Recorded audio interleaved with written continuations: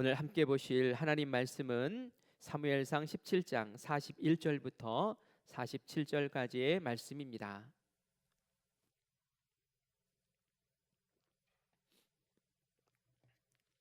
사무엘상 17장 41절부터 47절까지의 말씀을 우리 한 절씩 교독해서 봉독합니다. 블레셋 사람이 방패에 든 사람을 앞세우고 다윗에게로 점점 가까이 나아가니라.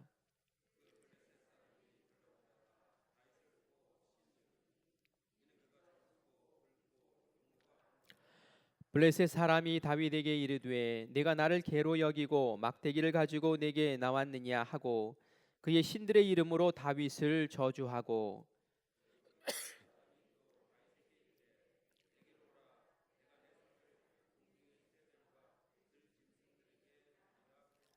다윗이 블레셋 사람에게 이르되 너는 칼과 창과 단창으로 내게 나오거니와 나는 만군의 여호와의 이름 곧 네가 모욕하는 이스라엘 군대의 하나님의 이름으로 네게 나아가노라.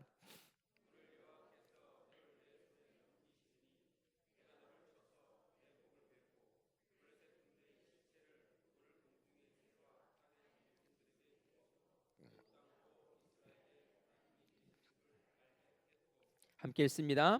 또 여호와의 구원하심이 칼과 창에 있지 아니함을 이 무리에게 알게 하리라. 전쟁은 여호와께 속한 것인즉 그가 너희를 우리 손에 넘기시리라. 아멘. 아멘. 우리 금요 성령 집회 때 다윗을 꼼꼼히 좀 살펴보기로 했죠. 우리 지난 시간에 우리는 사무엘 선지자가 하나님의 명대로 베들레헴에 있는 이새의 집에 찾아가서 거기서 8형제가 있는데 그 중에 제일 막내인 다윗에게 소년 다윗에게 장차 왕이 될 것이라는 것을 표시하는 기름 붓는 그런 장면을 우리가 지난 시간에 보았습니다. 이때에 하나님께서 다윗을 세우시며 외모나 어떤 스펙을 본 것이 아니라 그 마음의 중심이 하나님을 뜨겁게 경외하고 그리고 뜨겁게 사랑하는 그 마음을 보시고 이 소년 다윗에게 기름 부으셨다라는 것을 우리가 지난 시간 확인했습니다. 오늘 이어지는 사무엘상 17장에 나오는 이야기는 사실 너무너무 유명한 이야기예요. 그래서 세상 사람들도 이 골리앗과의 전쟁 이야기 잘 알고 있죠. 사실 살짝 시험이 왔어요. 이거 그냥 건너뛸까? 금요 성령 집회 나오시는 분들은 이게 수년 동안 신앙생활 하신 분들인데 이 다윗의 얘기를 얼마나 많이 들었을까? 이건 넘어갈까? 이렇게 생각을 하다가 그러면 안 되겠다. 우리가 처음부터 꼼꼼히 보자 했으니 우리 꼼꼼히 보자 하는 마음으로 다시 이 말씀을 붙잡았습니다. 저는 믿어요. 우리가 잘 아는 이 다윗 골리앗 이야기 속에서 분명히 오늘 나에게 또 새롭게 깨닫게 하시는 그런 진리가 오늘 이 말씀 가운데 있을 줄 믿습니다. 기름 부음 받은 소년, 그 당시에 나이가 한 15살 정도 됐을 거라는 추측을 하고 있는데요. 이 소년 다윗이 15살에 갑자기 왕이 된 것은 아니었어요. 기름 부음 받는다고 갑자기 왕이 되지는 않습니다. 오랜 시간 동안 목동의 시간을 계속 지내고 있었습니다. 그리고 다윗이 기름 부음 받았다는 것이 비밀 속에 잘 감추어졌어요. 만약에 사울 왕이 알았으면 가만두지 않았을 텐데 그것이 비밀이 잘 유지되고 있었습니다. 그러던 중에 이제 다윗이 이스라엘 중에 일약 스타로 부상하는 그러한 사건이 벌어지죠. 그 사건이 바로 다윗과 골리앗의 싸움입니다. 이곳에서 다윗이 승리하게 되죠. 다윗과 골리앗의 싸움은 어마어마한 대규모의 전쟁이 아니었어요. 우리가 잘 아는 것처럼 이 전쟁에 참여했던 블레셋 그리고 이스라엘 군사들이 삥 둘러서 지켜보는 가운데 마치 연극 무대가 펼쳐진 것처럼 무대가 펼쳐지고 그곳에 골리앗과 다윗이 단 둘이서 1대1로 맞붙는 그런 싸움. 그래서 아마 더 집중이 됐을 거고 더 강렬한 그러한 싸움이었던 것 같아요. 먼저 우리 골리앗을 좀 살펴보겠습니다.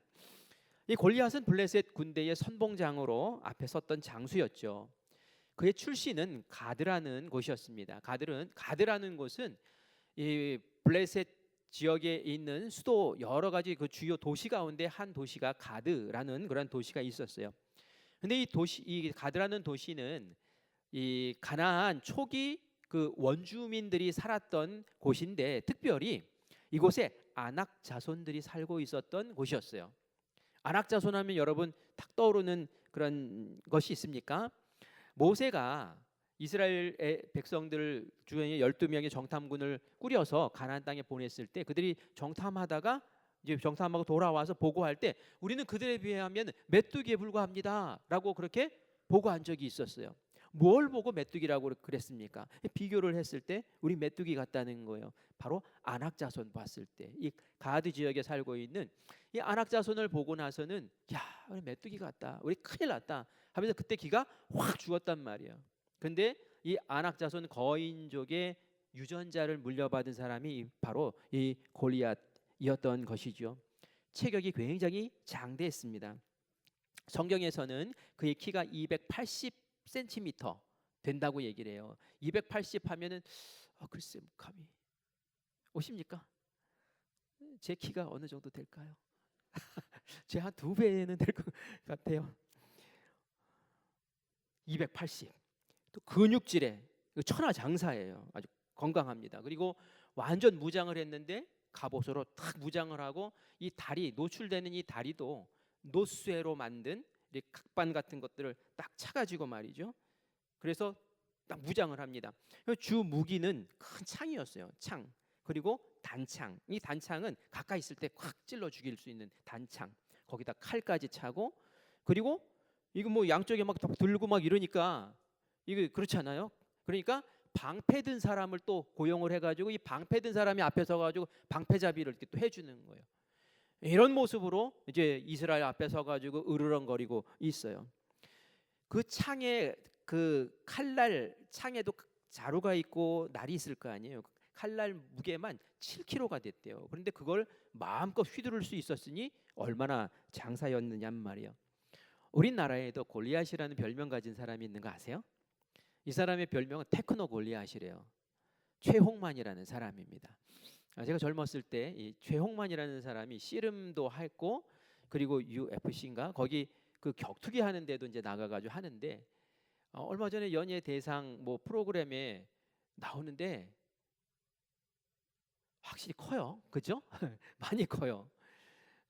그래서 보통 막 어깨 아래로 이렇게 내려오더라고요. 그런데 이 최홍만 씨가 골리앗 옆에 섰으면, 이 최홍만 씨가 218m래요. 218cm래요. 그리고 그거보다 60cm가 더 올라가니까 60cm면 이 정도 될 거 아니에요. 어깨도 안 오는 거예요. 최홍만 씨도. 그 정도의 골리앗이니까 얼굴도 굉장히 컸겠죠. 이 많은 사람이 앞에 서가지고 으르렁거리고 있으니까 얼마나 기죽습니까? 딱 그냥 골리앗 보는 순간에 사람들은 움츠러들 수밖에 없는 거예요. 와, 이 인간이 상대할 수 있는 존재가 아니야. 그 이야기를 모세 때에도 정탐꾼들이 와서 한 거예요. 야, 거기는 이 골리앗 같은 사람들이 얼마나 많은지, 야, 우리는 거기에 비한 메뚜기야. 정말 메뚜기 같이 느껴졌을 거란 말이에요. 그런 느낌이 듭니다. 그런데 이 골리앗, 우리가 이제 골리앗 얘기를 하고 있는데, 이 골리앗과 다윗의 얘기를 하면서 옛날에 그런 일이 있었대 하면서 동화처럼 하면은 무슨 우리에게 의미가 있겠습니까? 이 골리앗과 다윗 이야기를 할 때 우리가 이 골리앗을 영적인 비유로 우리가 이 신앙에 적용을 해야 된단 말이에요. 근데 우리가 골리앗 같은 사람과 어디 맞짱 뜨고 싸울 일 없어요. 그렇죠? 우리가 전쟁터에 나가가지고 뭐 그 사람하고 뭐 이럴 것도 없어요. 그런데 이 세상에 우리가 살면서 이 골리앗과 같은 존재가 누굴까라는 거예요. 성경에서는 이 골리앗의 이야기를 이렇게 하고 있지만, 우리는 영적인 차원에서 이 골리앗을 사탄에 비유해서 우리를 이 세상 가운데도 계속 휘두르고, 마치 골리앗처럼 우리를 짓누르고 우리를 중압감에 빠뜨리고 하는 그러한 우리의 힘과 지혜와 능력으로는 도저히 감당할 수 없는 그 대상, 그 존재를 우리가 영적인 차원에서 골리앗이다라고 이렇게 볼 수 있는 것이죠. 사탄은 이 세상의 공중 권세를 잡은 자라고 했습니다. 예수님이 오시기 전까지는 이 세상에서 공중 권세 잡은 자로 우리와 함께 영적인 전쟁을 계속 치룰 거예요. 세상의 권세를 잡은 사람, 존재이기 때문에 이 존재는 권세가 커요. 그리고 재물도 많아요. 각종 세상의 어떤 힘으로 무장한 그런 존재란 말이죠. 그래서 우리를 위협할 때에 우리가 사실 이 사탄과 겨루는 것이 굉장히 버겁습니다. 그런 느낌이 확 다가와요. 그러나 우리가 다윗의 이야기를 보면서 골리앗을 다윗이 이겼잖아요. 다윗이 이겼으므로 우리도 이 골리앗과의 영적 전쟁에서 우리도 이길 수 있습니다. 그리고 다윗이 이긴 방법을 우리가 알면 우리 또한 이 골리앗을 이길 수 있는 방법을 배워서 우리도 승리할 수 있습니다 라는 마음으로 오늘 이 밤에 필승의 교훈을 같이 배워나가기를 간절히 바랍니다. 이스라엘과 블레셋이 대치를 했습니다. 골리앗이 이스라엘 백성들과 그 앞에서 싸움을 계속 걸면서 40일 동안을 보냈어요. 며칠이요? 40일. 사실은 이거 보통 긴 날이 아니잖아요. 이 긴 시간 동안 사울 왕이나 이스라엘 어떤 병사들도 골리앗과 맞서 싸우겠다고 나서는 사람이 한 사람도 없었습니다. 그저 40일 동안 계속 골리앗이 그 외치는 그 모멸하는 이야기, 비웃는 이야기, 또 비아냥거리면서 픽픽 웃는 그 비웃음, 이런 게 말이죠 얼마나 마음을 아프게 하는지 몰라요. 골리앗은 모르겠죠. 그러나 당하는 사람은 그게 얼마나 마음 아픈지 몰라요. 기가 팍 죽습니다. 두려움에 떱니다. 바로 이 순간에 다윗이 그 현장에 도착을 하게 된 것이죠. 다윗이 그곳에 온 것은 싸우러 온 게 아니었어요. 아버지가 야, 형들이 3명이나 지금 전쟁터 나가 있는데 너 형들 무사한지 좀 보고 와라. 어떻게 40일 동안 도대체 무슨 소식이 하나도 없냐. 그러면서 먹을 것들, 음식들 챙겨서 위문품 만들어서 이 다윗을, 막내 다윗을 보냈던 거예요.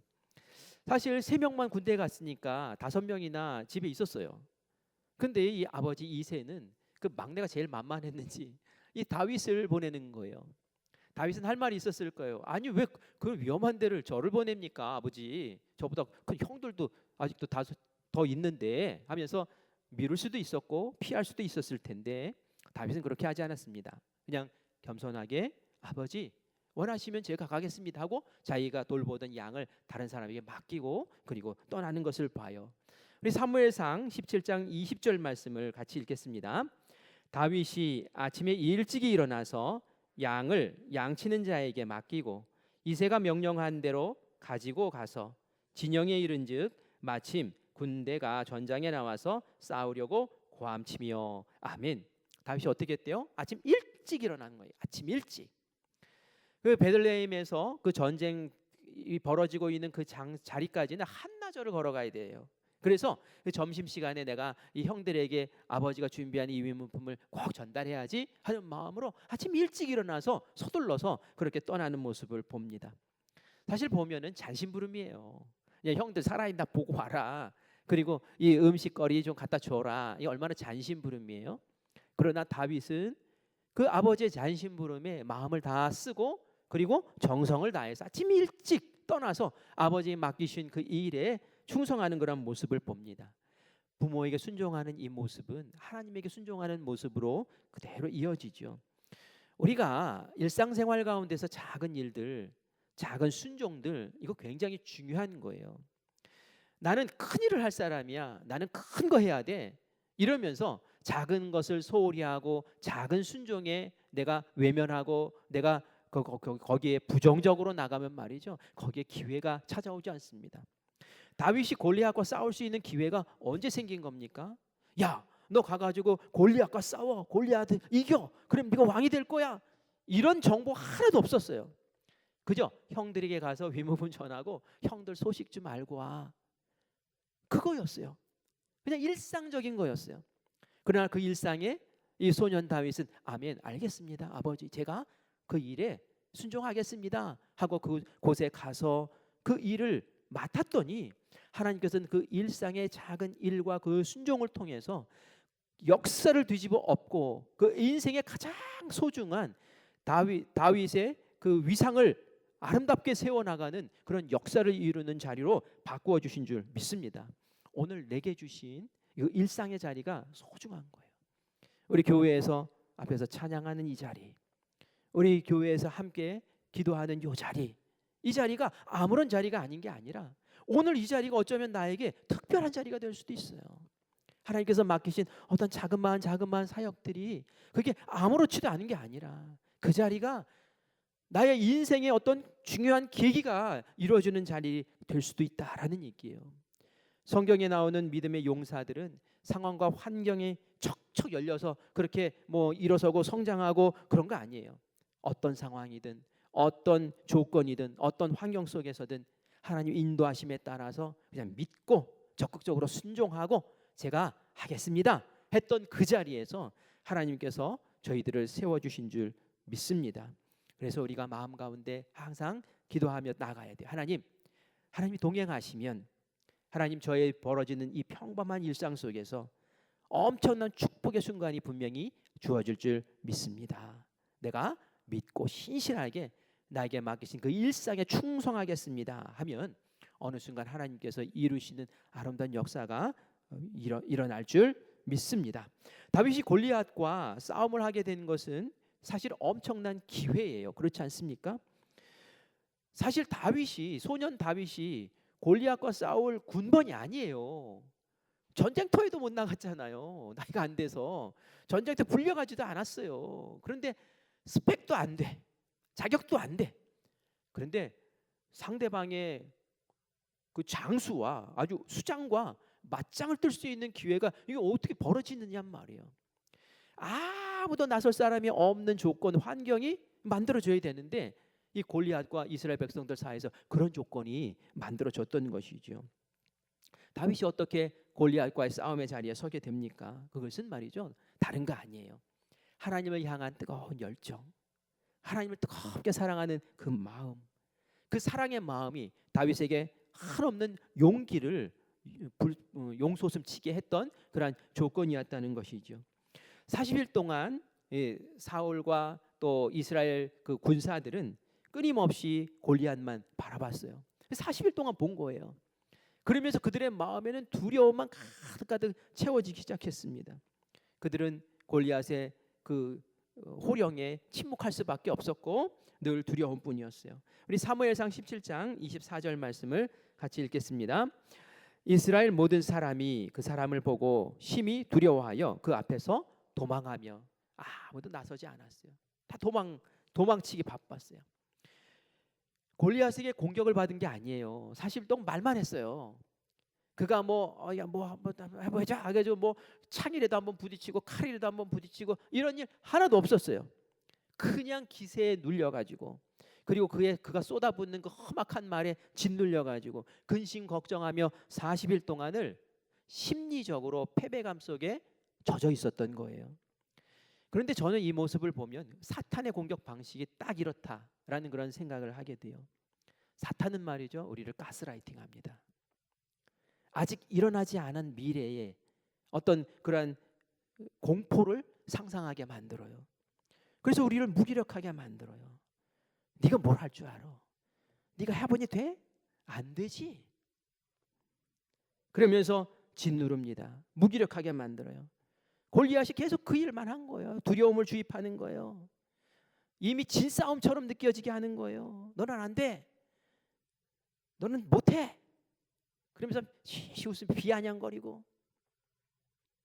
그 이야기를 듣는 이스라엘 백성들, 사울 왕은 자존감에 무너지고, 그리고 정말 나는 안 되나 봐, 우리는 안 될 거야, 무기력함에 빠져가지고 꽉 짓누르고 있습니다.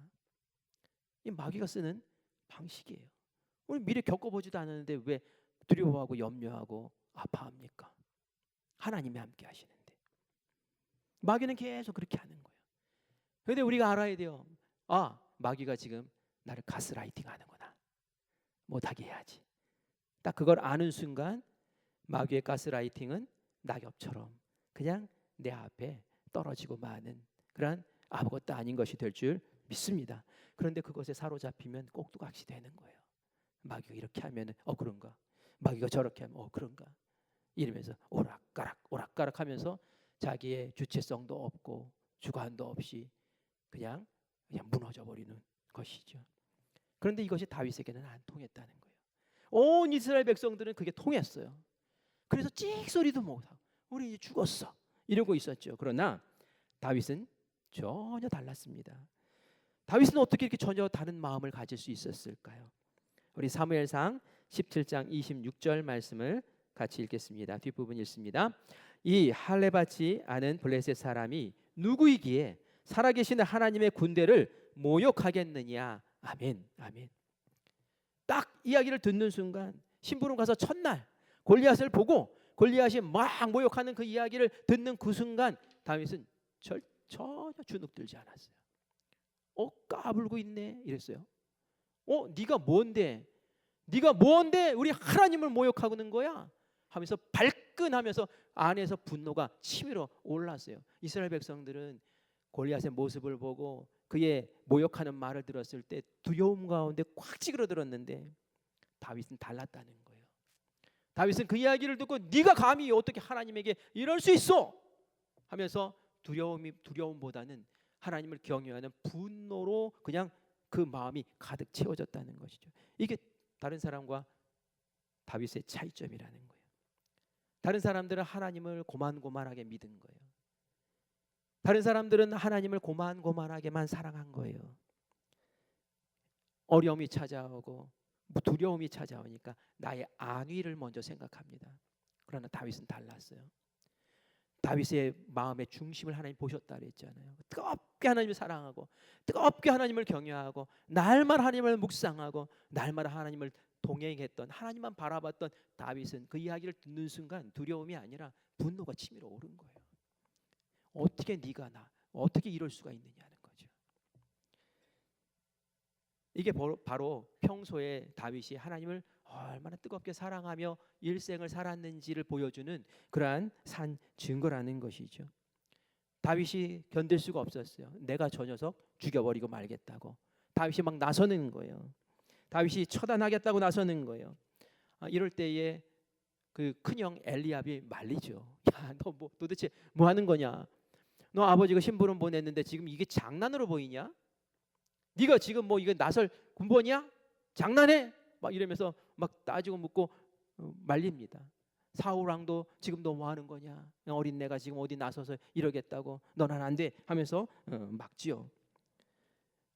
그들은 영적인 눈이 어두운 거예요. 영적인 맹인들인 거예요. 하나님은 그 마음의 중심을 보셨다고 하는데 이들은 겉모양, 스펙, 키, 등치 뭐 이런 것들 보면서 너는 안 돼, 너는 안 돼 이러고 있는 것이죠. 그러나 하나님이 중심을 보셨던 그 다윗은 달랐어요. 내가 저를 이길 수 있다. 그리고 그에게는 믿음이 있었죠. 우리 사무엘상 17장 45절 말씀을 같이 읽겠습니다. 다윗이 블레셋 사람에게 이르되 너는 칼과 창과 단창으로 내게 나아오거니와 나는 만군의 여호와의 이름 곧 내가 모욕하는 이스라엘 군대의 하나님의 이름으로 내게 나아가노라. 아멘. 네가 모욕했던 그 이름, 네가 모욕했던 그 신, 네가 모욕했던 그 하나님이 어떤 분이신지 내가 보여주겠다. 나는 그의 이름으로 너와 맞서 싸우겠다. 너는 창 가져오고 칼 가져오고 한번 무기를 동원해봐라 하면서 이제 맞짱을 뜨겠다고 나서는 거예요. 다윗이 사실 평소에 양 지키면서 맹수 물리치는데 능한 사람이었거든요. 맹수물, 곰도 물리치고 호랑이도 물리치고 하면서 이 갈고 닦은 실력이 만만치 않아요. 백발백중이에요. 돌팔매 솜씨가 대단했어요. 그렇다고 다윗이 너는 칼과 단창과 뭐 방패 가지고 나와봐. 나는 돌팔매 가지고 나갈게. 이러지 않았어요. 뭐 붙잡고 나간다고요? 네가 모욕한 하나님의 이름 붙잡고 나가겠다고. 뭡니까? 내가 실력도 있고 내가 널 물리칠 수 있는 재주 있어. 그러나 나를 이끄시고 나를 이기게 하시고 내 편에 서서 나를 도우실 분은 하나님이셔 라고 그렇게 말하고 나가는 이 다윗의 마음의 중심을 보자는 거예요. 다윗이 이렇게 하나님에게 사로잡힌 사람이었다는 거예요. 하나님에 푹 빠져 있고 하나님 그 인생을 이끄시는 분이라는 그 마음의 중심이 이렇게 선명하게 자리 잡혀 있었다는 거예요. 그러면서 내 일생에 지금 처음 치러보는 이 전쟁에서 하나님이 이기실 것이다 하면서 하나님께 이 전쟁을 맡겨드리는 그 모습을 우리가 보게 되죠. 나중에 다윗은 전쟁을 치를 때마다 그런 고백을 합니다. 여호와를 의지해라. 하나님만 바라봐라. 하나님이 이 전쟁을 이기게 하실 거야. 그게 다윗이 가지고 있었던 전쟁의 최고의 전략이었어요. 최고의 작전이었어요. 전쟁에 나가서 하나님이 이겨주신다. 이게 말이죠. 다윗과 이스라엘 그리고 사울 왕의 차이는 어디서 오는 겁니까? 우리는 또 어떻습니까? 오늘 이 시간 생각해 봐야 돼요. 평소에 다윗이 얼마나 하나님께만 집중했으면 그렇게 모욕하는 이야기, 어마어마한 등치, 그리고 그 부리부리한 눈으로 위협하는 그 속에서도 두려움에 쪼그라들지 않고 오히려 하나님을 붙잡고 하나님의 마치 대언자처럼 그렇게 우뚝 일어서는 그런 모습을 보이잖아요. 사울 왕과 다른 이스라엘 백성들은 그렇게 쭈그러져 있는데 말이죠. 사울 왕과 다윗 그 이스라엘 백성들은 뭘 봤습니까? 하나님을 보지 못했어요. 그냥 골리앗만 본 거예요. 골리앗의 그 호령만 들은 거예요. 우리는 어떻습니까? 하나님을 얼마나 바라보십니까? 하루에 얼마나 하나님을 바라보고 하나님을 얼마나 생각하고 하나님께 얼마나 나의 마음과 시간을 드리고 있는지 오늘 이 밤에 생각해 보시기를 바라요. 그래도 오늘 이 밤에 함께 나와서 기도하시는 분들은 기도하시는 분들이고 또 말씀 묵상하는 분들이고 하나님 찾는 분이라고 저는 믿습니다. 다른 사람보다 더 그렇게 하실 것 같아요. 그럼에도 불구하고 내가 보내고 있는 시간들을 곰곰이 살펴보면 내가 세상의 미디어를 붙잡고 있는 통에 하나님의 말씀 더 붙잡을 수도 있었는데 이것 때문에 내가 하나님께 더 가까이 가지 못한 것은 아닌가라고 깨달음이 있지 않습니까? 예배하고 기도하고 찬양하는 그 시간 나에게 더 많이 있었는데 내가 그것을 더 늘리지 못했던 그런 것도 있지 않을까요? 이 시간 우리가 생각해보고 다윗이 그랬던 것처럼 하나님께 집중했던 것처럼 우리의 삶도 그렇게 집중하면서 주님 앞에 나가서는 우리가 되길 바라요. 이게 평소에 그것이 돼야지 이런 골리앗과 같은 상황이 딱 벌어졌을 때에 분노하고 그리고 하나님 찾고 그러면 이 전쟁을 하나님 거야 하면서 맞서 싸워 이길 수 있는 그런 능력이 생기는 줄 믿습니다. 다윗의 결심이 얼마나 확고했는지 이제는 사울 왕도 말릴 수가 없어요. 그래 알았어, 네가 나가 한번 해봐라 그러면서 갑옷을 입혀봤더니 막 끌려요. 저는 불편합니다. 제 일상복 입고 나가겠습니다 하면서 양치던 그 옷 입고 이제 전쟁터로 나갑니다. 평상시처럼 나가요. 물맷돌 5개만 딱 준비하고 그러고 나가요. 싸움하는 장면을 한번 상상해 봤어요. 어마어마한 거인 골리앗이 서 있어요. 천하장사예요. 그런데 저는 상상을 하면서 그런 생각이 들었어요. 야, 이 골리앗도 쫄보 아닌가? 이런 생각이 들었어요. 왜냐하면은 지금 상대방에서 나오는데 어린애가 갑옷도 안 입고 평상복 입고 막대기 들고 그리고 이 돌팔매 들고 이렇게 쫄랑쫄랑 나오는데 막 애송이라고 놀리거든요. 너 지금 뭐 나를 개 취급하냐면서 막 뭐 놀린단 말이에요. 그런데 본인은 완전 무장하고 말이죠. 투구 쓰고 보이는 곳은 이마 요만큼밖에 안 보여요. 요만큼밖에. 그리고 방패 든 사람 또 데리고 뭐 이러고 나가서 이 어린애 같은 애하고 싸우겠다고 나온단 말이에요. 정말 자신이 있으면 말이죠. 칼 하나 들고 나올 것 같아요. 이 녀석 봐라 이러면서 말이죠. 근데 완전 무장하고 나오는 그 모습을 보면은 쫄았나? 뭐 이런 생각이 이제 든단 말이에요. 그리고 40일 동안 이 골리앗이 한 게 뭐예요? 그냥 뭐 소리만 지르고 있었어요. 소리만 그냥 표정 막 이래가지고 막 소리만 지르고 한번 이스라엘 백성들과 창 한번 맞대고 칼 한번 맞대본 적 없이 그냥 어슬렁거리면서 그러고 있었단 말이죠. 진짜 용맹한 장수였으면 40일 동안 그러고 있었겠습니까? 저는 그러지 않았을 것 같아요. 왜 골리앗이 이렇게 머뭇머뭇하고 있었을까요? 이전에 이스라엘 백성과 블레셋과는 엄청 많이 싸웠잖아요. 싸울 때 어떻게 했습니까? 블레셋이 꼭 이길 것 같아요. 근데 꼭 하나님의 개입하셔가지고는 이 블레셋이 지는 거예요. 이 겁나지 않습니까? 이거 이렇게 뭐 이렇게 주눅 들어 있는 것 같아도 혹시나 하는 마음 이게 블레셋에게 이 골리앗에게도 분명히 있었을 거예요. 저는 그 모습이 마귀의 모습이라고 생각을 합니다. 여러분 허장성세라는 말 들어보신 적 있어요? 허장성세. 허장성세가 이런 뜻이에요. 실제 힘이나 내용은 부족하면서 실제로 힘과 능력은 부족해요. 내용은 부족해요. 겉으로만 크게 떠들면서 위세 부리는 그런 거 말이죠. 이거 허장성세라고 얘기합니다. 저는 골리앗이 꼭 그런 것 같아요. 근데 마귀도 그렇습니다. 마귀도 우리에게는 뭐 힘 있는 것 같고 뭐 다 할 것 같고 뭐 우리 죽일 것 같고 그러지만 말이죠. 성경 말씀 보면 마귀도 별것 아닙니다. 우리에겐 별거지만 누구에게 별거 아닐까요? 하나님 앞에서는 별거 아니에요. 예수님 앞에서는 별거 아니에요. 우리 요한 1서 4장 4절 말씀 같이 읽겠습니다. 자녀들아 너희는 하나님께 속하였고 또 그들을 이기었나니 이는 너희 안에 계신 이가 세상에 있는 자보다 크심이라. 아멘. 자녀들아 너희는 하나님께 속했어. 그러므로 우리는 그를 이길 수 있어. 여기서 그를 이긴다는 얘기는 적그리스도를 얘기하는 거예요. 사탄을 이긴다는 거예요. 왜? 하나님이 우리와 함께 하시니까, 하나님이 더 크신 분이니까, 마귀보다 사탄보다 더 크신 분이니까 하나님이 이겨주실 것이니까 우리가 이길 수 있어 라고 요한은 이야기하고 있는 것이죠. 로마서 16장 20절 말씀도 같이 있습니다. 평강의 하나님께서 속히 사탄을 너희 발 아래에서 상하게 하시리라. 아멘. 하나님이 사탄을 상하게 하시는데 누구의 발 아래서요? 우리의 발 아래에서 상하게 하신다고. 우리의 발 아래에서 상하게 하신다고. 그렇게 하실 줄 믿습니다. 우리 노국에서 오시는, 여삼에서 오시는 우리 성도님 집사님 두 분 계셔요. 근데 이분이 가끔 아프다고 전화를 하실 때가 있어요. 아프다고. 사실 우리 교회 오시게 된 이유도 아파서 오신 거예요. 몸이. 귀신 믿어도 몸이 안 나아요. 병원에 가서 진찰을 받아보면은 아픈 데가 없대요. 말짱하대요. 그런데 너무너무 아파가지고 밤새 잠을 못 자고 끙끙 앓다가 그 119 타고 가면은 아무렇지도 않대요.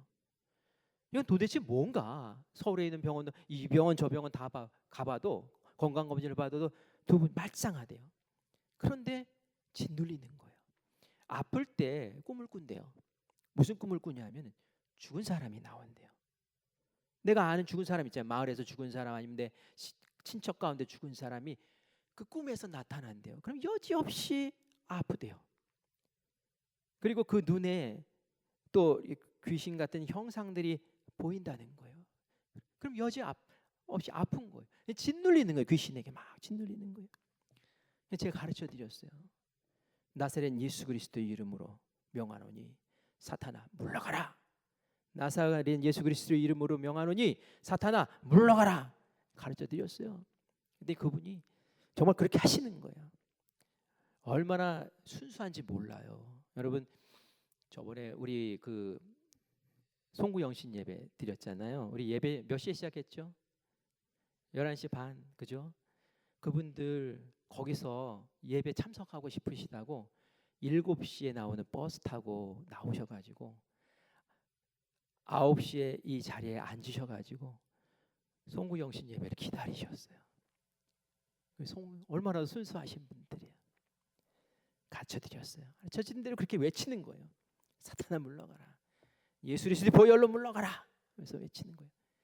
그러면서 이전보다 아팠던 것들이 사라지고, 또 그렇게 외치면 또 얼마 안 있다가 또 몸이 나아지고, 이게 이제 반복되긴 하는데 예전엔 계속 아프고 짓눌리고 괴로웠다면 지금은 아프면 또 기도하고 물리치고 또 그 기간이 점점 이제 멀어지고 있다고 이야기를 하면서, 나는 예전에는 하나님 몰랐을 때는 귀신에 짓눌린 사람이었으나 이제는 예수님을 알고 예수님의 능력을 알기 때문에 이제는 예수님의 보혈로 선포하며 마귀와 맞짱 쓰고 싸울 수 있는 그런 용기 있는 사람들이 된 줄 믿습니다. 그 마을에 어느 분이 교회를 나가기 시작하셨대요. 그래서 너무 반갑잖아요. 그 마을에 예수 믿는 사람은 딱 2분이었거든요. 그분만. 근데 그래서 그 마을, 그 집을 방문을 했대요. 그랬더니 눈에 거슬리는 게 보였대요. 뭐가 보였을까요? 부적이 막 붙어 있는 거예요. 그래서 아니 예수 믿는다면서 부적을 붙여놓으면 어떡하냐고, 그러면서 부적 다 띄고 다 불태우라고 막 그래가지고 너무 잘하죠. 그래서 마을에 예수 믿는 사람 1명 더 생겼다고 그러면서 좋아하시는 모습을 보았습니다. 근데 우리가 머리로만 아는 것이 아니라 그렇게 실제로 내 상황 가운데 그분은 아픔의 어떤 귀신의 역사로 찾아왔다면, 우리 삶 가운데는 그것이 어떤 인간관계의 어떤 아픔으로 찾아올 수도 있고요, 물질로 나를 괴롭히는 골리앗으로 찾아올 수도 있단 말이에요. 그럴 때에 멍하니 있고 이거 어떡하면 좋지? 멍하게 그냥 당하고, 이게 아니라 그럴 때일수록 나와서 기도하면서 사탄아 물러가라 외치고 선포하고, 그렇게 하면서 내어 쫓는 영적인 전쟁 가운데서 승리하는 우리 모두가 되시기를 간절히 축원합니다. 저는 다윗과 골리앗에 대한 이야기를 보면서 그림, 제가 이 다윗과 골리앗 생각하면 정말 제가 좋아하는 그림이 하나 있어요. 저 그림일까요? 저 그림은 이제 사실적인 묘사를 하는 거죠. 정말 덩치 큰 골리앗과 다윗이 이제 싸우는 그 모습이에요. 저 그림 말고 다른 그림이 있어요. 영적인 눈으로 본 그림이에요. 예전에도 제가 저거 한번 보여드린 적이 있는데, 전성준 권사님 저거 좋아하시죠? 제가 예전에 카톡 이렇게 들어가서 보는데 전성준 권사님 카톡에 저게 있었어요. 그래서 제가 저걸 보고 그리고 저도 좋아하기 시작했어요. 저 그림을 보십시오. 골리앗과 다윗이 얼마나 차이가 납니까? 조그마한 소년 다윗. 그러나 그 다윗 위에 누가 있습니까? 하나님이 보내신 천군 천사가 지금 눈을 부라리고 칼을 뽑아들고 지금 나를 지켜보고 있는 거예요. 골리앗은 그걸 못 봐요. 그러나 다윗은 알죠. 하나님이 저런 천사를 보내셔서 나를 지키시고 나와 함께 맞서 싸우시고 결국은 이기게 하실 것 믿습니다. 그것이 오늘 이 밤에 우리에게 주시는 하나님의 메시지인 줄 믿습니다. 여러분, 저 그림을 마음에 간직하세요. 보내드릴까요? 여러분 간직하세요. 어려울 때마다 저 그림을 떠올리세요. 기도할 때 저 그림을 떠올리세요. 하나님, 내가 이렇게 외롭게 지금 기도하는 것 같지만 제 위에 하나님 보내신 천사가 나에게 안수하면서 걱정하지 말아라. 내가 너와 함께 싸운다. 내가 이미 칼 뽑았어. 걱정하지 마. 하면서 나와 맞서 싸워주실 하나님이신 줄 믿습니다. 돌에 맞아서 결국은 골리앗이 쓰러집니다. 다윗이 골리앗에게 쫓아갔어요. 그리고 나서는 아무것도 없어요. 이 골리앗의 목을 잘라야 되는데 막대기로 자를 수는 없잖아요. 어떻게 합니까? 골리앗이 차고 있었던 칼을 뽑아서 그 목을 베어버립니다. 마귀는 우리에게 각양의 어떤 무기들로 우리를 공격해요. 그러나 여러분 아셔야 돼요. 그 무기는 우리를 해칠 무기가 아니라 결국 스스로 자기의 목을 벨 무기다라는 것을 기억하십시오. 그리고 우리 용기 내십시오. 그 무기에 겁내지 마십시오. 하나님께서는 되갚아 주시고 하나님께서는 정리해 주시는 은혜의 하나님이신 줄 믿습니다. 이 사건을 위해서 다윗은 일약 이스라엘의 스타가 되어버립니다. 하나님께서 우리를 그렇게 만드실 줄 믿습니다.